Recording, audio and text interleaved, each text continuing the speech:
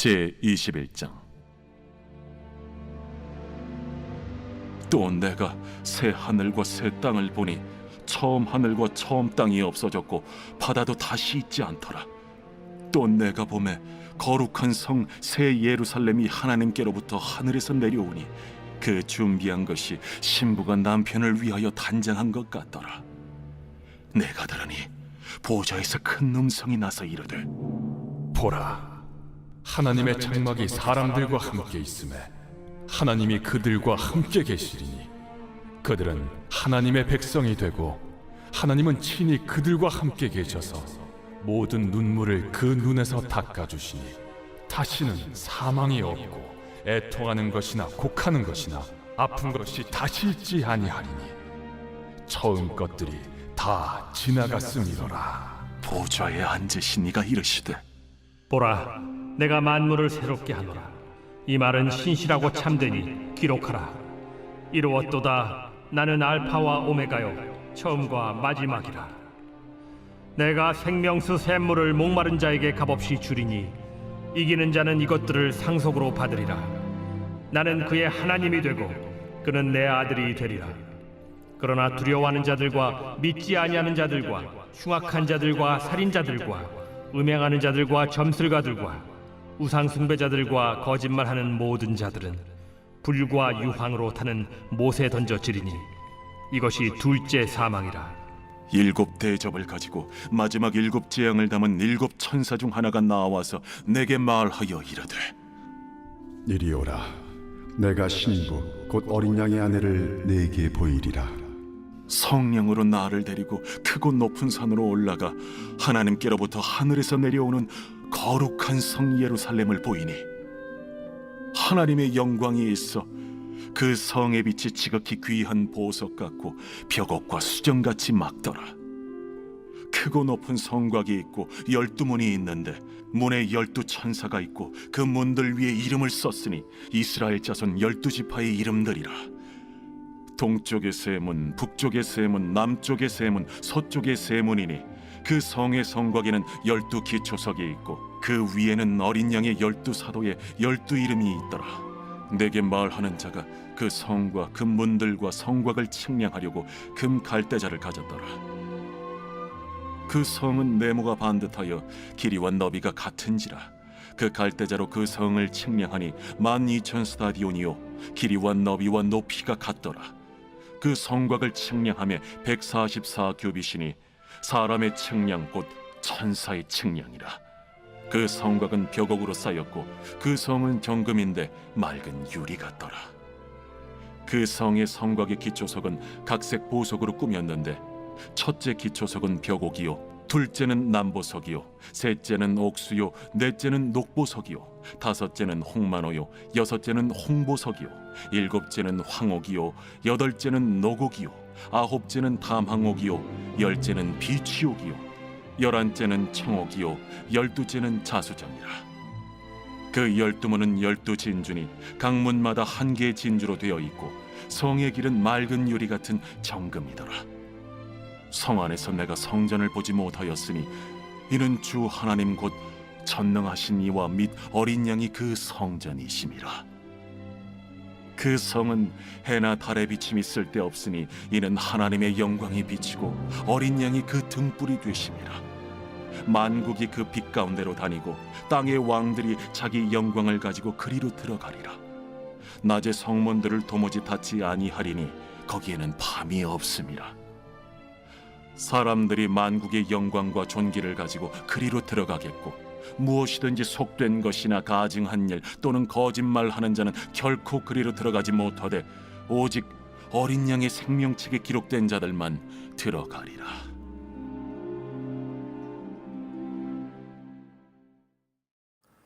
요한계시록 21장은 거룩한 성 새 예루살렘이 하늘로부터 내려와서 하늘과 땅이 하나로 결합된 천국이 된다고 했습니다. 이것이 새 하늘과 새 땅입니다. 여러분, 이 새라고 하는 단어는 두 종류가 있습니다. 하나는 전에는 존재하지 않았던 것이 새롭게 존재하게 되는 것입니다. 헬라어로는 네오스라는 단어를 씁니다. 다른 하나는 이미 존재하던 것을 새로 리모델링을 해서 새 것이 되었다는 겁니다. 이것은 헬라어로 카이노스라고 합니다. 여기서 새 하늘과 새 땅이라고 하는 이 말에 사용된 단어는 존재하지 않던 것이 새로 생겼다는 것이 아니고 이미 존재하던 것이 리모델링을 해가지고 새 것이 되었다고 하는 카이노스의 의미입니다. 우리가 살고 있는 이 지구는 괴로운 곳입니다. 뱀도 많고 모기도 많고 질병도 많고 병균도 많고 길 가다가 갑자기 땅이 꺼지기도 하고 별별 위험이 많습니다. 화산도 터지기도 하고 지진이 나기도 합니다. 우리가 살고 있는 지구는 안전한 곳이 아닙니다. 그런데 새 하늘과 새 땅은 그 질에 있어서 완전히 리모델링을 해서 새 것이 되었다는 것입니다. 죄의 흔적이 완전히 사라진 새 땅이 되는 것입니다. 4절에 모든 눈물을 그 눈에서 씻기심에 다시 사망이 없고 애통하는 것이나 곡하는 것이나 아픈 것이 다시 있지 아니하리니 처음 것들이 다 지나갔음이러라. 지금 우리가 살고 있는 이 지구상에서의 삶은 처음 것입니다. 처음 것은 다 지나가고 눈물 없고 사망도 없고 애통도 없고 곡하는 것 아픈 것이 새하늘과 새 땅에서는 다시는 있지 않다는 말씀입니다. 요한계시록 21장을 보면 거룩한 성 새 예루살렘은 5가지 특징이 있는데 그 중에 몇 가지만 보시면 첫째로는 하나님의 영광이 있는 성입니다. 우리는 이 하나님의 영광이라는 것이 얼마나 좋은 것인지 우리가 다 모릅니다. 그런데 일단 하나님의 영광이 있으면 해가 필요 없고 달도 필요 없습니다. 하나님의 영광만 있으면 어디라도 광명하다는 것입니다. 11절 하나님의 영광이 있어 그 성의 빛이 지극히 귀한 보석 같고 벽옥과 수정같이 맑더라. 새 예루살렘 성은 하나님의 영광이 있어 항상 밝은 것이고 어두움이라고는 전혀 없는 곳입니다.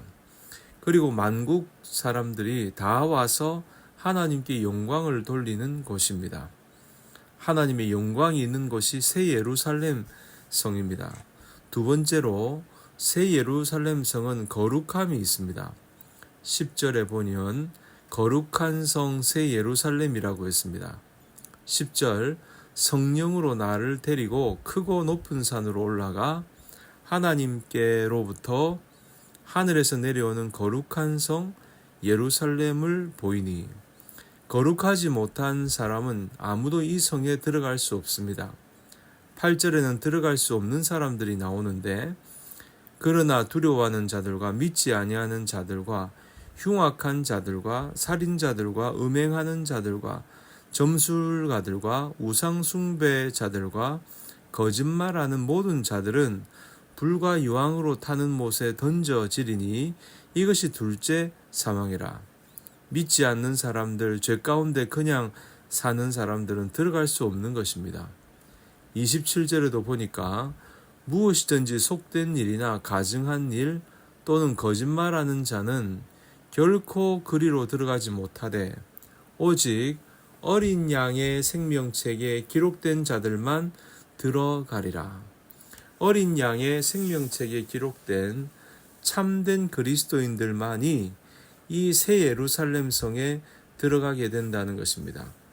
이단자, 사기꾼, 예수 믿지 않고 거역하고 반역하는 이런 사람들은 아무도 없다는 것입니다.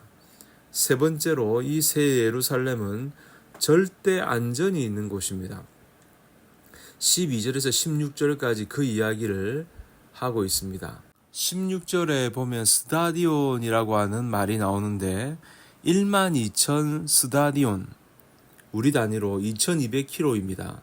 장과 광과 고가 2200km입니다. 새 예루살렘 성이 가로와 세로가 2200km입니다. 높이도 2200km입니다. 층으로 생각하면 몇 층이 되겠습니까? 어마어마한 것이죠. 높이가 2200km, 거기에 어떤 도둑이 넘어갈 수 없습니다.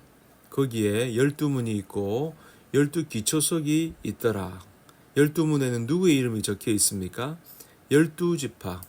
12기초석에는 신약시대의 12사도의 이름이 적혀 있습니다.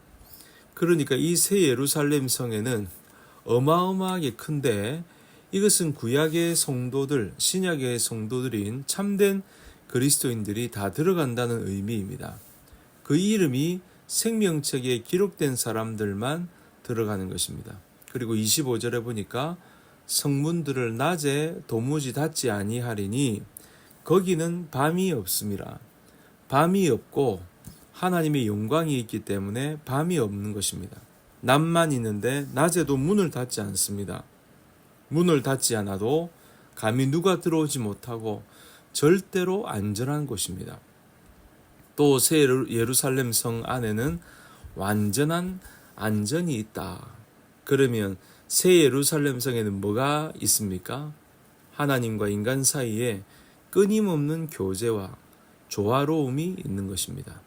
3절, 내가 들으니 보좌에서 큰 음성이 나서 가로되 보라, 하나님의 장막이 사람들과 함께 있음에 하나님이 저희와 함께 거하시리니 저희는 하나님의 백성이 되고 하나님은 친히 저희와 함께 계셔서 모든 눈물을 그 눈에서 씻기심에 다시 사망이 없고 애통하는 것이나 곡하는 것이나 아픈 것이 다시 있지 아니하리니 처음 것들이 다 지나갔음 이러라.